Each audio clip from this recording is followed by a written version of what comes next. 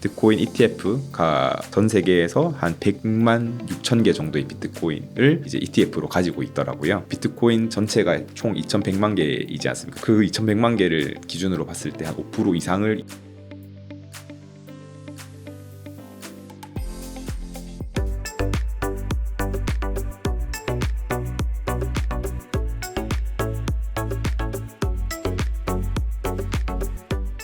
지금 가상자산 리서치 회사의 보고서에 따르면요, 5월에 이제 발표된 1분기 기준으로 비트코인 ETF를 보유한 기업, 그러니까 전문 투자자 같은 경우가 최소 937곳이라고 발표가 되었어요. 그래서 뭐 한 1,000곳 이상이라고 사실은 뭐 시장에서는 보고 있고요. 그 중에 뭐 JP 모건, 웰스파고, 모건 스탠리, 뭐 아크 인베스트 등 이제 다양한 이제 금융기관들 또한 이제 비트코인을 이제 많이 보유하고 있었던 것으로 파악이 되었습니다. 그중 이제 상위 10개 기관이 약 6조 원 정도의 비트코인에 투자한 것으로 나왔었고, 이제 사실 뭐 이 리스트를 한번 봤는데 그 뭐 물론 이제 아크 인베스트먼트나 이제 모건 스탠리 등 이제 유명한 금융기관들이 있지만은 실질적으로는 약간 중소형 투자 회사들이 조금은 더 투자를 많이 한 것으로 보이고 있어요. 왜냐하면 그들은 이제 이런 대형 금융사보다는 조금 더 의사 판단이나 이런 신속한 의사 결정이 가능하기 때문에 조금 뭐 남보다 빨리 좀 이렇게 투자를 선행했던 것으로 보이고 있고요. 그래서 앞으로는 이제 좀 더 큰 대형 기관들이 더 자금을 비트코인에 투자하는 흐름이 나타나지 않을까라는 저는 좀 생각을 하고 있습니다. 그래서 사실은 그 비트코인 큰손들의 보유 현황을 알려주는 사이트가 비트코인 트레저리닷컴이라고 있어요. 이제 거기서 이제 비트코인 ETF가 얼만큼의 비트코인을 가지고 있는가를 봤을 때 전 세계에서 한 106만 6천 개 정도의 비트코인을 이제 ETF로 가지고 있더라고요. 그래서 사실 비트코인 전체가 총 2,100만 개이지 않습니까? 총 공급량이 아직 다 공급되지는 않았지만, 그래서 그 2,100만 개를 기준으로 봤을 때 한 5% 이상을 ETF가 이제 이미 가지고 있고, 이게 5%라는 숫자가 되게 엄청 파워풀한 숫자라고 좀 생각을 하고 있어요.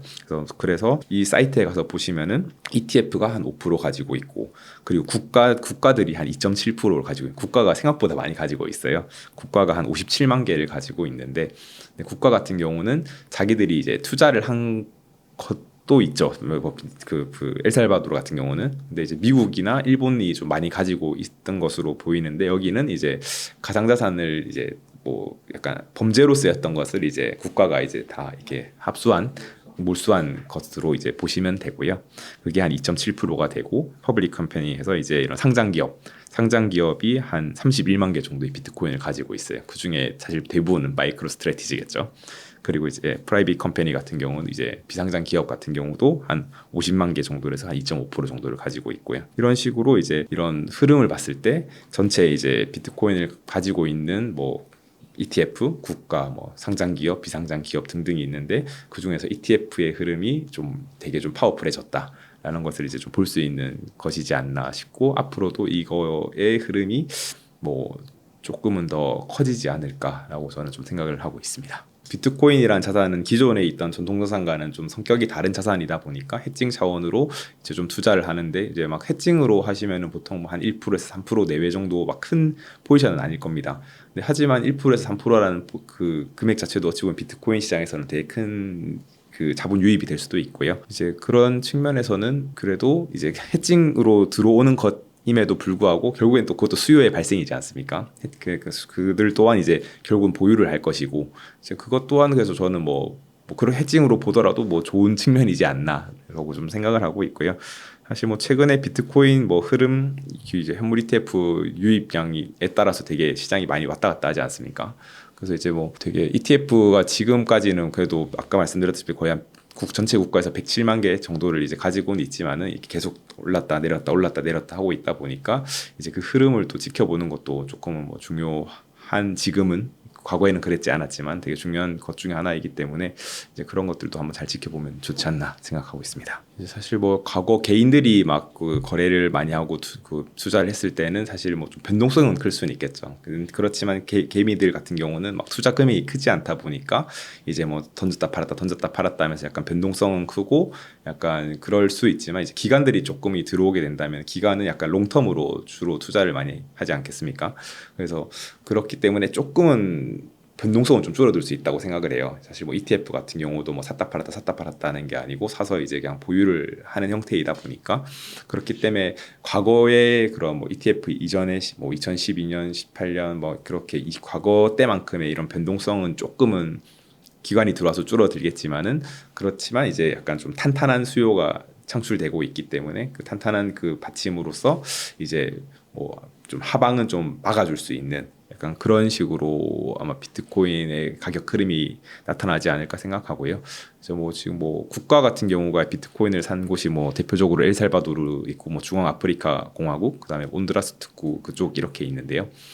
이제 앞으로 이렇게 지금은 이제 세 곳에 불과하지만은 이게 좀 더 많이 나타나고 국가 측면에서도 그렇게 된다면은 뭐 계속 수요를 말씀드리지만은 수요가 좀 창출될 수 있는 그렇기 때문에 공급은 닫혀 있고 수요는 이제 올라가는 약간 그러면서 이제 가격이 형성되지 않을까라고 생각을 하고 있습니다. 거물급 뭐 기관들이 이제 비트코인을 샀기 때문에 뭐 이렇게 많이 오르지도 않고 많이 내려지도 않고 약간은 좀 안정적인 가격 형성대를 좀 맞추고 있다고 생각을 하고요. 아마 1월 달에 비트코인 ETF를 뭐 출시했을 때 그때 당시 아마 그 걔네들이 비트코인을 매입했던 가격이 한 6천만 원, 7천만 원, 또 뭐 빨리 한 곳은 한 5천만 원 내외일 거거든요. 지금 이제 가격이 뭐 8천, 9천만 원 이렇게 9천만 원 가격대를 형성하고 있는데 만약에 좀 더 떨어진다 하더라도 그들이 이제 매수했던 가격대가 뭐 한 7천만 원이라 치면은 그 정도까지는 좀 떨어지기 어렵지 않을까라고 하는 것도 이제 왜냐하면 기관들이 이미 자기들이 보유한 단가가 있을 텐데 그거 밑으로는 사실 떨어내려고 하진 않을 거거든요. 그들도 퍼포먼스를 보여줘야 되니까.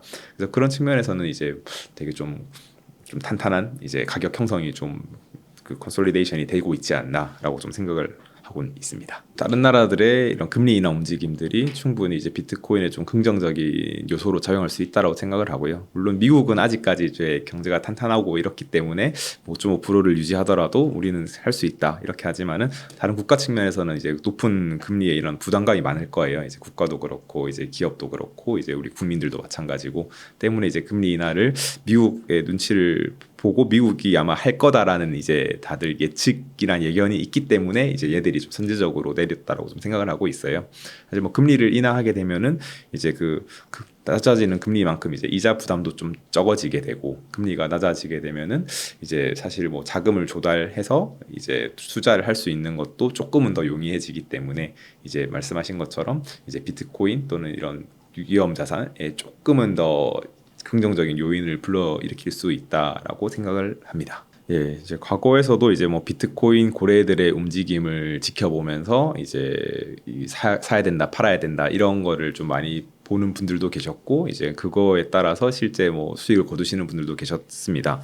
사실 최근에도 뭐 이제 비트코인과 이더리움의 고래들이 이제 대량으로 샀다고는 하는데 이제 그 고래들이 보면은 결국에는 어찌 보면 좀 스마트 머니라고 저는 생각을 하거든요. 조금 더 뭐 빠른 뭐 판단과 그다음 정보력과 이런 것들을 통해서 좀 종합적으로 큰 금액을 움직이다 보니까 그들이 이제 흐름을 이렇게 만들어가는 경향도 있지만은 이제 그들이 미리 좀 예측해서 좋은 성과가 날 것이다라고 생각해서 매수하는 경우도 저는 있다고 생각을 해요. 그렇기 때문에 뭐 이게 좀 좋은 흐름이 나타날 수도 있다라는 측면에서는 확률이 좀 더 올라간다라고 좀 생각을 하고 있고요. 실제 뭐 갈색 고래가 그래서 뭐 사고 판다 이런 거를 잘 보시면서 뭐 많이 또 그걸 따라서 투자하시는 분들도 있다고 저는 알고 있습니다. 그래서 이제 그 갈색 고래가 이제 되게 큰 손들인데 큰 손들이 어느 시기에 매수를 했다 하면 따라서 사서 그 사람들이 매도할 때 아 파네 하고 다시 팔고 이렇게 하면 그래도 나름 뭐 과거 히스토리를 봤을 때는 승률이 나쁘지 않았다라고 이제 보이고 있습니다. 예, 아마 뭐 지금 비트코인 채굴자 입장에서 지금 이제 비트코인 가격이 좀 떨어지는 것은 좀 부담스럽지 않나라고 좀 생각을 하는 분들도 많이 있을 테고 그 가격이 그리고 아마 원가라는 게 있을 거지 않습니까? 그리고 지금은 이제 반감기라는 것을 통해서 내가 채굴 같은 시간, 같은 에너지, 같은 돈을 쓰더라도 받는 보상은 줄어들기 때문에 아마 채굴자 입장에서는 당연히 조금은 부담스러운 입장이 될 테고요.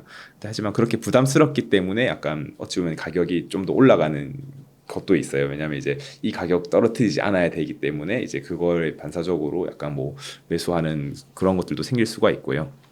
그렇기 때문에 이런 사실 뭐 가격 하락이 좀 부담스러울 수는 있지만은 이제 채굴자 입장에서는 그래도 뭐 이거를 잘 활용해서 오히려 뭐 상승의 트리거로 쓴다거나 또는 뭐 하락의 트리거를 뭐 굳이 채굴자들이 만들지 않겠지만은 뭐 그렇게도 쓸 수도 있다고 생각을 하고 있고요. 그래서 뭐 그런 거를 좀 뭐 채굴자들 같은 경우도 아까 전에 그 말씀드렸던 비트코인 트레저리라는 사이트에 가면은 채굴자들이 가지고 있는 보유하고 있는 그 물량이 나오곤 있어요. 그래서 오늘은 기준으로는 한 0.2% 정도인 한 5만 개 정도를 비트코인 채굴 업자들이 가지고 있어요. 그래서 얘들은 이제 뭐 채굴하고 바로 팔 수도 있고 아니면 채굴했다가 좀 묵혀놨다가 팔 수도 있는데 이제 그런 것들을 좀 이것도 지켜보면서 한번 투자에 임하는 것도 뭐 나쁘지 않은 뭐 전략 중에 하나가 될 수 있다라고 생각을 합니다. 그래서 푸틴 대통령이 최근에 이제 북한 가서 이제 탈달러를 이제 외쳤다라고 하시는데 그게 이제 비트코인이 될 것인가라고 뭐 저도 그것까지 확답을 드리긴 어렵죠. 이제 비트코인도 이제 그 다양한 그 통화의 대안 중에 하나가 될 수는 있다고 생각은 합니다.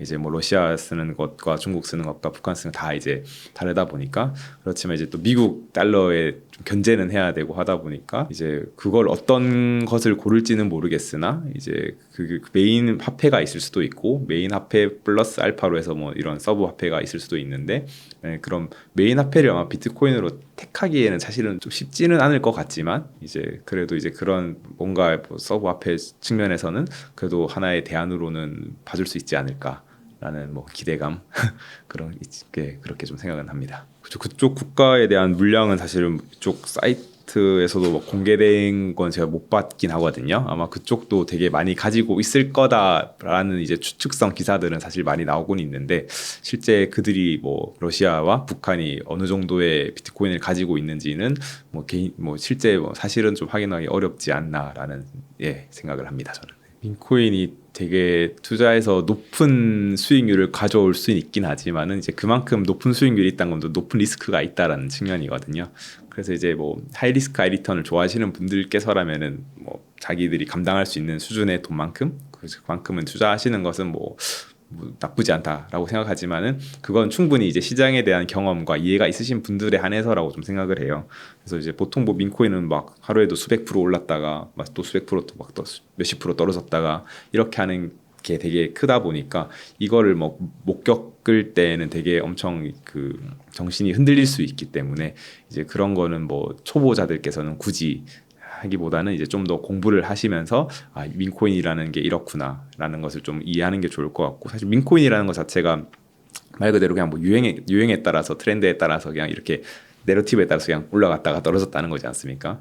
실제 이제 가치가 어떻게 발생하는지 그리고 밸류에이션이 어떻게 되는지는 어렵다 보니까 이제 그런 것들을 이제 좀 잘 고려하신다면은 이제 뭐 충분히 조금 소액 수준으로는 해보시는 게 좋을 것 같고 이제 그런 걸 모른다 하면은 이제 옆에서 좀 지켜보시면서 이제 공부를 하시는 게 조금은 더 낫지 않나라고 좀 생각을 합니다. 네, 비트코인 아마 투자자분들께는 이제 사실 뭐 비트코인을 투자하시는 분들이라면 이제 비트코인의 가치에 대해서 어느 정도 좀 이해를 하시고 계시다라고 좀 생각을 하고 있어요.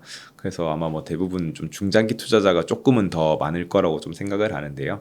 이제 뭐 말씀 계속 드렸지만은 이제 수요와 공급 측면에서 이제 결국에 가격이 형성되지 않습니까?